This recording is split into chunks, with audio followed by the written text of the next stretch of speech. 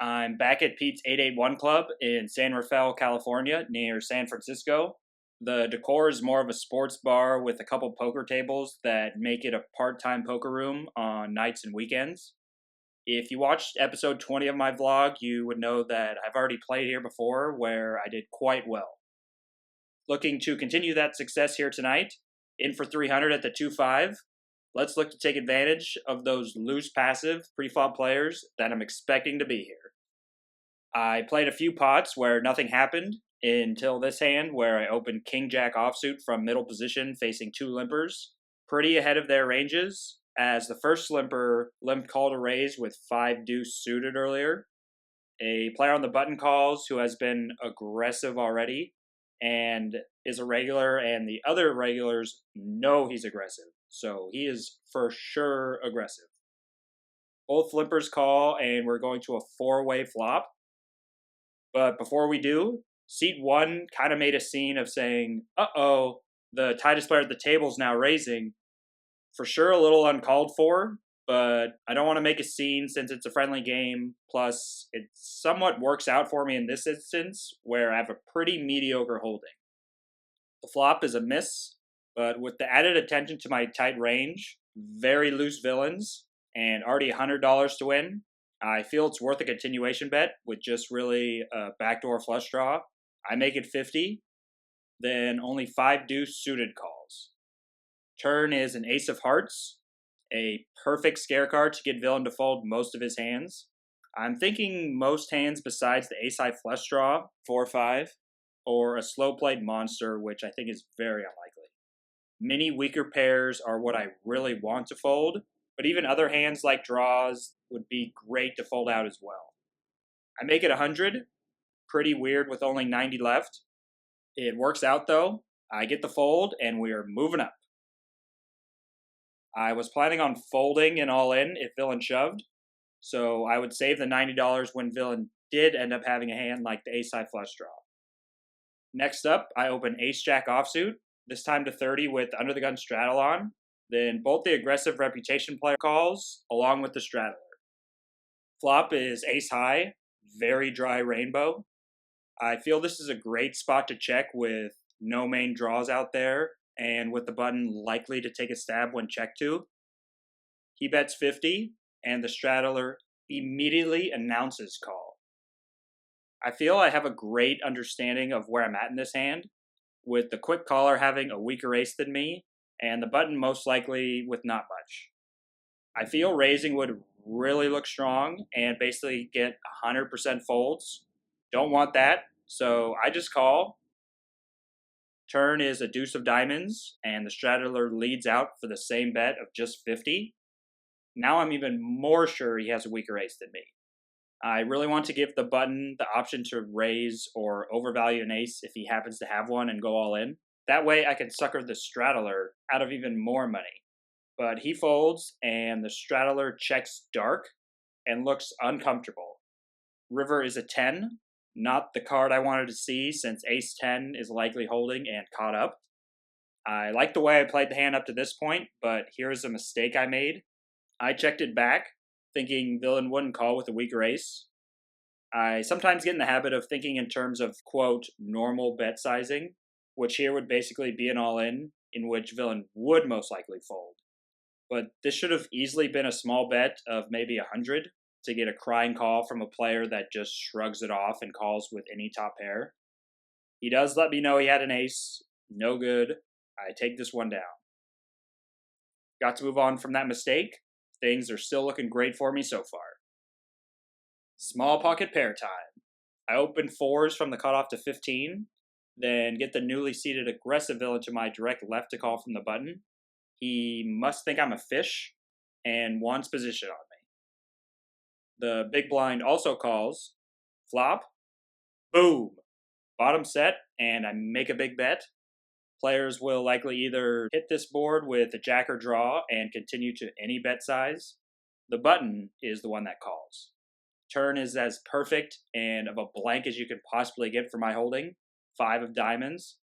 I feel villain won't be able to help himself taking a stab in position again if he has some type of draw, or he would value bet with any jack. then I could put in a check raise at an extremely high frequency and be able to get all in easily by the river. Plan is coming together beautifully. That's exactly what happens. And then the river is an ace. Hopefully he has ace jack or the ace high flush draw. Perhaps this player even calls with a jack. Who knows? An all in seems better than checking and wanting villain to bluff at it with a misdraw. It almost worked, as villain shows king jack after deliberating for a good minute. Almost called. Sets are always fun.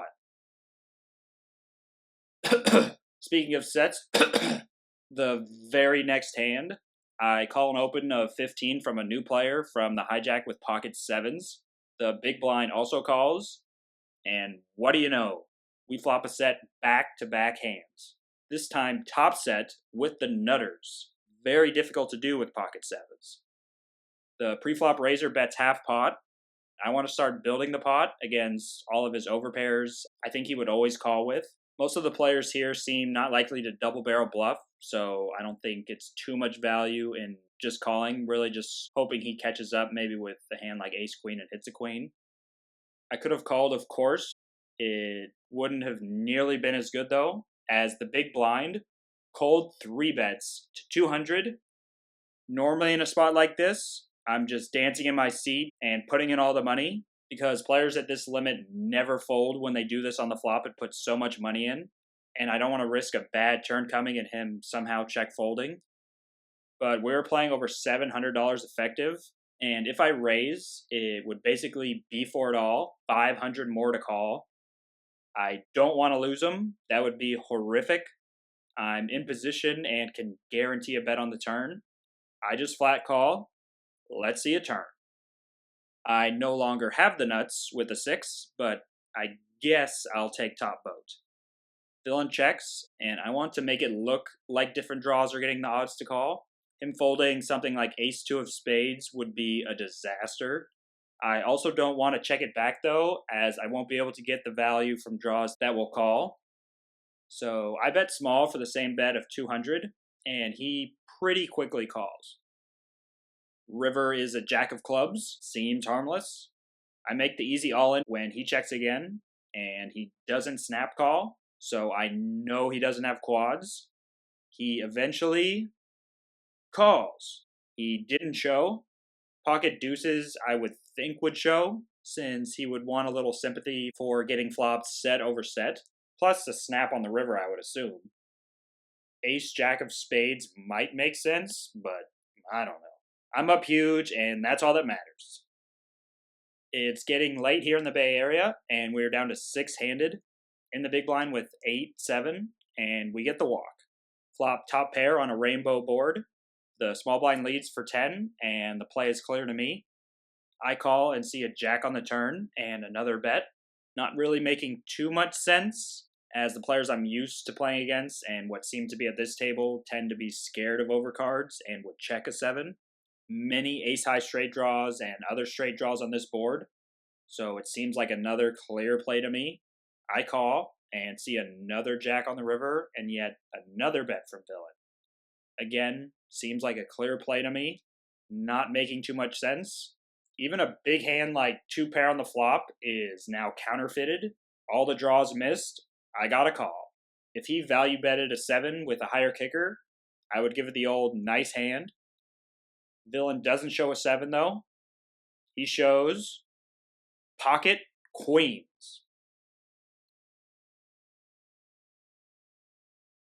Yeah, weird hand that last one. Just limping along in the small blind. Way to go. Just shows how passive players from smaller poker rooms can be, I guess. I'm about ready to leave, and I'm waiting for just one last good hand to end the session on. Aggressive reputation is in seat 1, moving all over the place, getting stacked multiple times, and is clearly visually upset and frustrated. What's the word for that again? Oh yeah, tilt. I'm thinking my last good hand will be against him, and this is the situation I was waiting for. I make the easy squeeze, and aggressive rep goes all in for his last $126, and I have him dominated. Ace-King holds up, and I end the session on another winning hand. I folded a couple last free hands, but that was the very last hand I was involved in, cashing out for the max I ever got in this session with, $1,598. The profit of $1,298 was greatly needed. I was on a little downswing there. I got some money to play with now. The next day, I also played at Pete's 881 Club, and this one hand basically summed up my short session. Pocket kings and raise a limper, flop top set, bet, and a call. Turn still has me having the nuts. I bet, he calls. River is an offsuit jack. I lose to queen 10 of spades and 10-7 of spades, and that's about it. A made straight on the river might also not risk a check back and move in himself. I'm all in. Unfortunately, get snapped and lose to 10-7 of spades. I took off after that hand, down 300 that session. The weekend was still plenty profitable for me. Very happy with the results. Looking to continue the momentum and keep flopping sets in next week's episode.